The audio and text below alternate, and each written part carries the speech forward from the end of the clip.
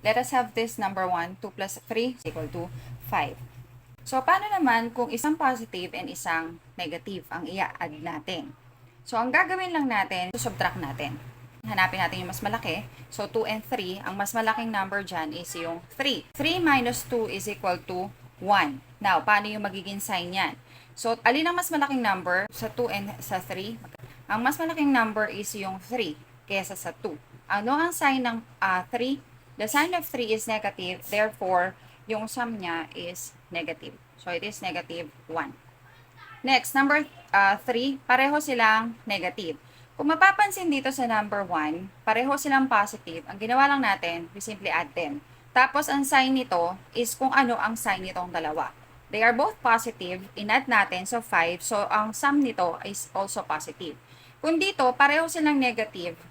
So, ang gagawin lang natin, katulad ng rule dito sa number 1, i-add natin sila. So, 2 plus 3 is equal to 5. And then, ano yung signs nila pareho? They are negative 5.